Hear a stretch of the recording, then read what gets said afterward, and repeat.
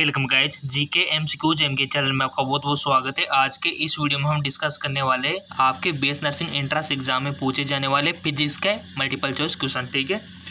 और बहुत से क्वेश्चन आपको डायरेक्ट मिल भी सकते हैं, ठीक है ना।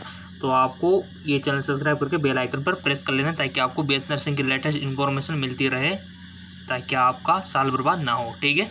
तो इसी प्रकार के मल्टीपल चॉइस क्वेश्चन आपको मिलते रहेंगे, चैनल को सब्सक्राइब कर लीजिए।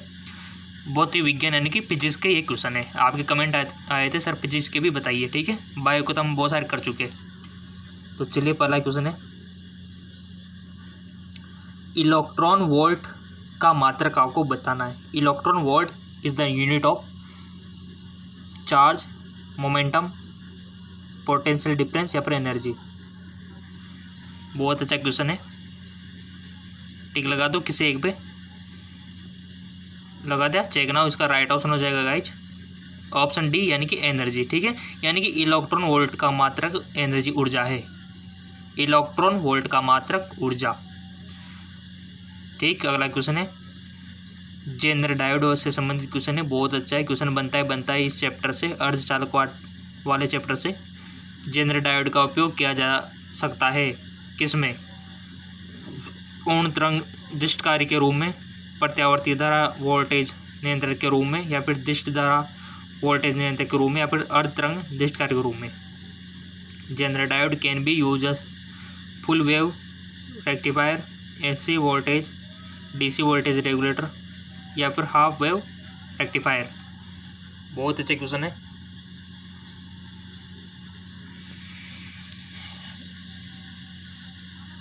लगा दिया टिक, चेक नाउ। इसका राइट ऑप्शन हो जाएगा ऑप्शन सी यानी कि डीसी वोल्टेज रेगुलेटर।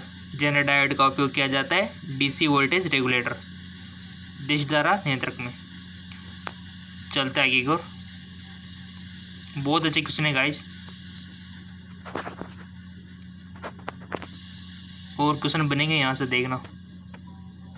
थोड़ा सा एडजस्ट कर लेते ताकि आपको थोड़ा सा दिक्कत नहीं होनी चाहिए पढ़ने में। हो गया। दो समतल दर्पण के बीच का कोण 60 डिग्री का हो तो किसी वस्तु के प्रतिबिंब की संख्या आपको बतानी है। बहुत अच्छा क्वेश्चन है। If the angle between two plan mirror is at 60 degree then the number of images of an objective form will be 5, 6, 7 या फिर इन्फिनाइट। दो समतल दर्पण गाइज कुछ इस प्रकार के आप मान सकते हो, और दोनों का बीच का जो कोण है वो 60 डिग्री है। बीच में कोई भी ऑब्जेक्ट रखा हुआ है तो कितनी दिखाई देंगे उसके इमेजेस, लगा दे वो टिक भी आपने। इसका राइट ऑप्शन हो जाएगा बी 6। इसके लिए फॉर्मूला होता है गाइज निकालने के लिए कि कितने ऑब्जेक्ट बनेंगे, जो कि आपको पता होगा, आपके 9th बुक में भी दिया हुआ है।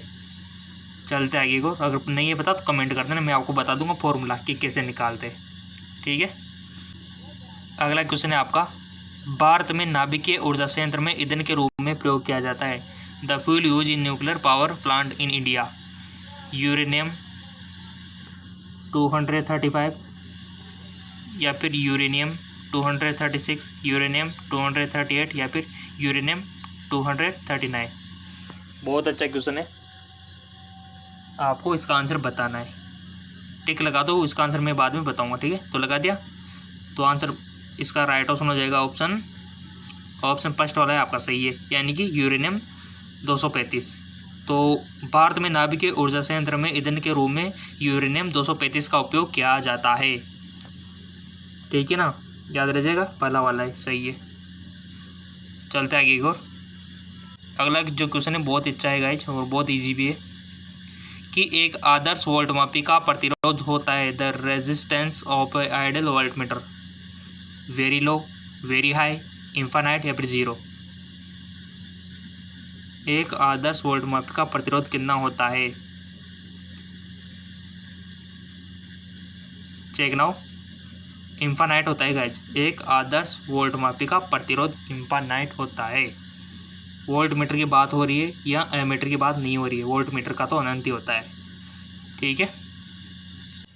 अगला क्वेश्चन है आपका, किरचॉफ के धारा नियम में संरक्षित राशि है। इन Kirchhoff current law the conserved quantity, energy, momentum, charge, mass. Kirchhoff का नियम आपने सबने पढ़ रखा है 12th में। इसमें क्या धारा की नियम है, संरक्षित राशि कौन सी है? तो टिक लगा दो, किसी एक भी लगा दिया, चेक कराओ। ऑप्शन सी इसका राइट ऑप्शन हो जाएगा, यानी कि आवेश। इसमें आवेश संरक्षित रहता है किरचॉफ के नियम में। ठीक है, चल और नियम तो सारे याद कर लेना। फिजिक्स में, भौतिक विज्ञान में नियम तो सारे याद कर लेना, फॉर्मूले भी सारे याद कर लेना। क्वेश्चन बनेगा ही बनेगा, यहाँ से देख लेना नियम, क्योंकि वो आपकी नॉलेज चेक करना चाहता है कि नियम पता है कि नहीं बंदे को। ठीक है, और उसका फॉर्मूला पता है कि नहीं, क्योंकि वहाँ पर न्यूमेरिकल आएंगे तो फॉर्मूले से रिलेटेड आएंगे।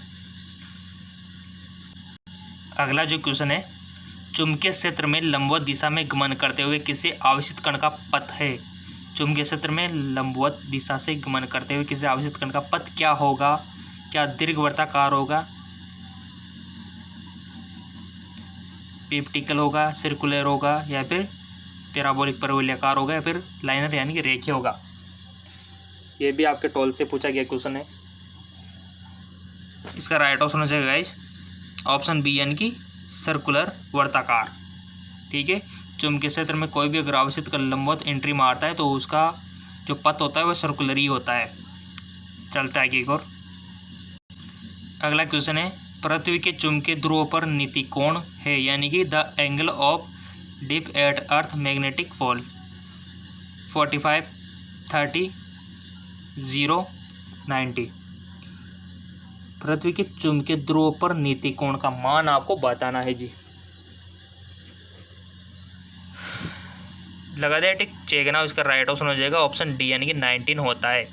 पृथ्वी के चुंबकीय ध्रुवों पर नीति कोण का मान कितना होता है? 19 डिग्री। चलते आगे की ओर। अगला जो क्वेश्चन है गाइज वो भी नियम से संबंधित है। तभी तो मैं बोल रहा हूँ कि फिजिक्स के जितने भी नियम है ना, एक कॉपी में लिख सकते हो, एक पेज में लिख सकते हो, क्योंकि 4-5 पेज में ऑलमोस्ट आ जाएंगे सारे नियम। तो बस एग्ज़ाम देने जाओ, उससे पहले पढ़ जाओ, तो ऐसे तो फिर आप टॉप करते हो। ठीक है ना। लेंज का नियम प्रतिपल है संरक्षित के नियम, यानी कि Lenz law is consequence of the law of conservation. बहुत ईजी क्वेश्चन है। लेंज का नियम प्रतिफलन है संरक्षण के नियम का, आवेश के, समय के, द्रव्यमान के, ऊर्जा के। बहुत अच्छा क्वेश्चन है गाइज।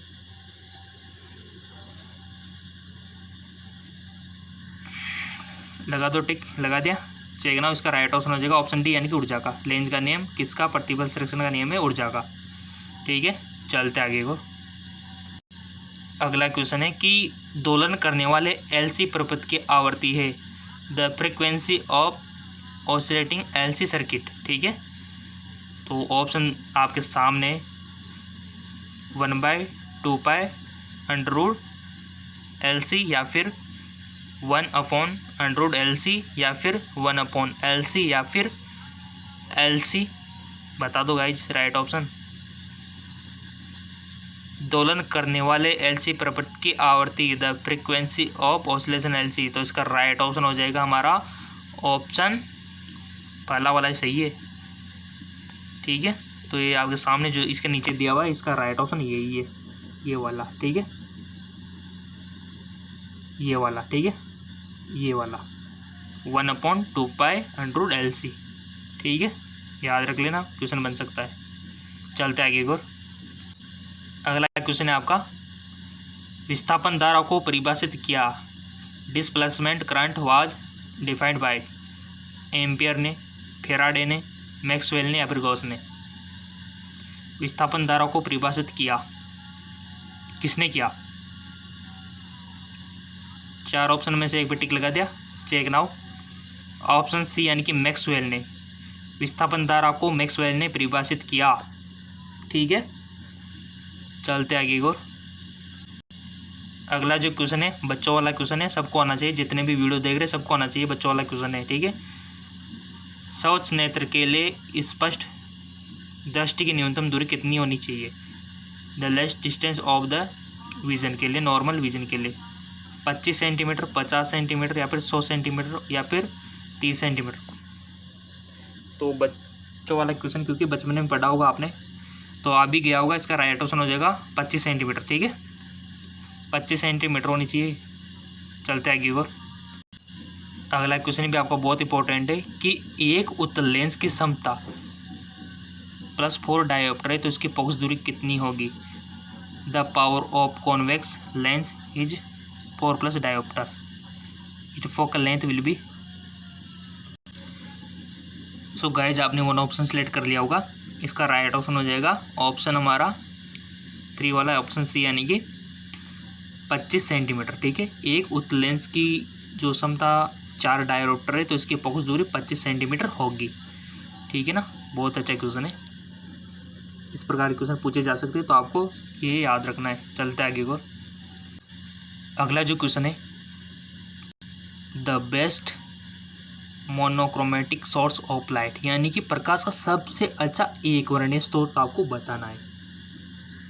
मोनोक्रोमेटिक एक वर्णीय, जिसमें एक ही वर्ण होना चाहिए, कैंडल, बल्ब, मर्क्यूरी ट्यूब या फिर लेज़र। देखिए गाइस, आपको पता है सूर्य जो होता है ना, उसमें एक वर्णीय नहीं होता, उसमें काफ़ी रंगों का मिश्रण होता है, जिसको आप प्रिज्म के द्वारा पृथक करके देख सकते हो। ठीक है, सेम उसी प्रकार मोमबत्ती में भी होता है, बल्ब में भी होता है, मर्क्यूरी ट्यूब में भी होता है, बट एक चीज़ है जिसमें एक वर्णीय प्रकाश होता है। तो सिंपल सी बात है, सबको आगे होगा लेज़र।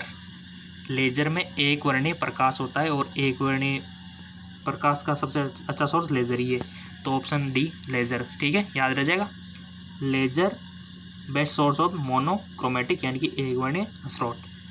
चलते आगे एक और, अगला क्वेश्चन है, फोटोन के गतिज द्रव्यमान का सूत्र आपको बताना है। The formula of for the kinetic mass of photon, hv/λ, h/c, hv/c या फिर h/c/λ। बहुत अच्छा क्वेश्चन है गाइज, फोटोन के गतिज द्रव्यमान का सूत्र आपको बताना है, तो इसका राइट ऑप्शन हो जाएगा लास्ट वाला, h/c/λ। ठीक है, चलते आगे की ओर। ऐसे क्वेश्चन बनते हैं आपके फिजिक्स में, बीएससी नर्सिंग में। ठीक है, इंट्रेंस एग्जाम में। चलते आगे की ओर, अगला क्वेश्चन आपके सामने है, किसी गतिमान कण से संबंध दी ब्रोगली तरंग की तरंगदैर्घ्य निर्भर नहीं करती है। किस पर निर्भर करती है, डिपेंड नहीं करती है, मॉस पे, चार्ज पे, वेलोसिटी पे या फिर मोमेंटम पे। तो इसका राइट ऑप्शन हो जाएगा गाइस ऑप्शन बी, यानी कि आवेश पर, चार्ज पर डिपेंड नहीं करती है। ठीक है, चलते आगे की ओर। अगला क्वेश्चन बहुत ईजी है और काफ़ी बार आ चुका है और आपसे पूछा भी गया है, और प्रैक्टिस क्वेश्चन में मैंने बताया कि the source of sun radiant energy, यानी कि सूर्य की विकिरण ऊर्जा का स्रोत क्या है। न्यूक्लियर फिजन या फिर न्यूक्लियर, आपको पता है, नाभिकीय विखंडन, नाभिकीय संलयन, प्रकाश विद्युत प्रवाह या फिर साइक्लो इलेक्ट्रॉन। तो सिंपल सी बात है, ऑप्शन बी, नाभिकीय संलयन के थ्रू हमको प्रकाश मिल पा रहा है। ठीक है, चलते आगे की ओर। अगला क्वेश्चन, हाइड्रोजन नाभिक की बंधन ऊर्जा है। The binding energy of hydrogen nuclear 0, 13.6 electronvolt या फिर -13.6 इलेक्ट्रोवोल्ट या फिर इन्फाइनाइट। हाइड्रोजन नाभिक की बंधन ऊर्जा, right option is option first, यानी कि 0। चलते आगे की ओर। और गाइज, अगला जो ये जो क्वेश्चन देख रहे हो ना आप, ये तो पूरा चैप्टर इंपॉर्टेंट है, यहाँ से क्वेश्चन आते हैं 100%। ठीक है, तो ये चैप्टर देख लेना, अर्धचालक वाला, सेमीकंडक्टर वाला chapter important. In P type semiconductor electrical conduction is cause due to, P type अर्धचालक में विद्युत चालन का कारण है।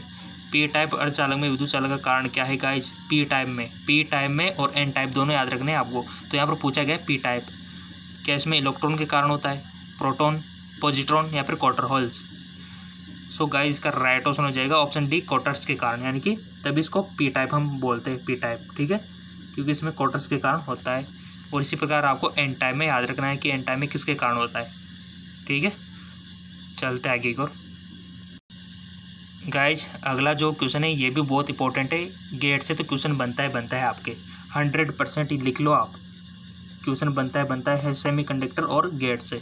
तो प्लीज़ मैं आपको रिकमेंड करूँगा कि इन चैप्टर को आपने जो 12 में पढ़ा था एक बार ज़रूर देख लें उनको, फिजिक्स में क्वेश्चन बनता है यहाँ से, in NOR gate if one input of 0 and other is 1 then output will be. यदि और गेट में एक निवेशी 0 तथा दूसरा 1 हो तो निर्गत कितना होगा। ऐसे क्वेश्चन बनते हैं गाइस, 100% ऐसे ही बनते हैं। ठीक है, तो ये चैप्टर गेट के बारे में पढ़ लेना और सेमीकंडक्टर के बारे में। यदि और गेट में एक निवेशी 0 होगा तथा दूसरा 1 होगा तो निर्गत आपको याद करना है। इनपुट है हमारा 0 और 1 है, तो आउटपुट पूछ रहा है ये और गेट के लिए कितना होता है गाइस। और गेट के लिए अगर उसमें इनपुट 0 तथा 1 हो तो उसका आउटपुट कितना होगा। इसका राइट ऑप्शन हो जाएगा गाइस, उसका आउटपुट भी 1 ही होगा। तो आपको सभी गेटों के बारे में से नॉलेज रखनी है, सभी गेटों के बारे में। ठीक है, चलते आगे और अगला क्वेश्चन है, रेडियो तरंग के प्रसारण के लिए मॉड्यूलन है। The broadcast radio wave the modulation is आयाम मॉड्यूलम, आवर्ती मॉड्यूलम, कला मॉड्यूलम या फिर उपयोग सभी। सो गाइस, रेडियो तरंगों के प्रसारण के लिए आयाम भी है, आवर्ती भी है और कला भी है, ये तीनों है, यानी कि उपयोग सभी। ठीक है, ऑप्शन डी क्या इसका सही है ना, आपको कंफ्यूज करने के लिए, क्योंकि आप सभी यही बोलेंगे, बट ऐसा नहीं है। जिसको पता होगा तो वही बोलेगा। तो इसका राइट ऑप्शन हो जाएगा एम्पलीट्यूड मॉडिफिकेशन, यानी कि आयाम मॉड्यूलेशन। ठीक है, जिसमें ये ऑप्शन दिया हो इसका मतलब नहीं कि ये सभी होगा, ये तो आपको कंफ्यूज करने के लिए दिया था यहाँ पे। तो इसका थोड़ा सा ध्यान रखना, जो कि एक्साइटेड होके बच्चे करके आते हैं, तो आपको ये गलती नहीं करनी है। ठीक है, राइट ऑप्शन इसका फर्स्ट वाला ही है, ये वाला। ठीक है, चलते आगे को। अगला क्वेश्चन भी बच्चों वाला है थोड़ा सा। सौर सेल का निर्माण निम्न में से किसके द्वारा किया जाता है। सोलर सेल का मेड ऑफ द फॉलोइंग, सब कुछ दिया हुआ है, सिलिकॉन, जर्मेनियम, गैलियम। ठीक है, तो बता दो इसका राइट ऑप्शन क्या होगा। So guys, right option first यानी कि सिलिकॉन। ठीक है, सो गाइस, इस प्रकार के क्वेश्चन बनते हैं आपके सेमीकंडक्टर से, गेट से। ठीक है, ब्रोगली समीकरण से। और आपको फिजिक्स में क्या रखना है याद, सारे नियम, लेंज के नियम हो गया, कूलॉम का नियम हो गया, लेंज, बहुत सारे नियम है गाइस, क्या बताऊँ आपको, और फॉर्मूले। अगर ये आपने कर लिया तो फिजिक्स में आप, मेरे को पता है, सबसे बेस्ट करके आओगे आप। ठीक है ना, और मेन तो फिजिक्स और केमिस्ट्री है गाइस। बायोलॉजी में तो क्या है आपका अच्छा जाए, क्योंकि आप बायोलॉजी में बेस्ट हो, तभी तो आप बायोलॉजी के स्टूडेंट हो। ठीक है, तो बट हम तैयारी सभी की करवा रहे हैं, आपको पता है, बायोलॉजी के क्वेश्चन अपलोड कर रहे हैं, फिजिक्स के भी और केमिस्ट्री के भी। तो चैनल को सब्सक्राइब कर लीजिए ताकि आपको इसी प्रकार की तैयारी मिलती रहे। ठीक है, जो बीएस नर्सिंग की तैयारी करना चाहता है उनके लिए बेस्ट है। और पिछला वाला वीडियो नहीं देखा है तो लिंक मैंने नीचे डिस्क्रिप्शन में दे दिया है, जाके देख सकते हो, केमिस्ट्री वाला वीडियो। ठीक है, ओके, धन्यवाद, मिलते हैं अगले वीडियो में।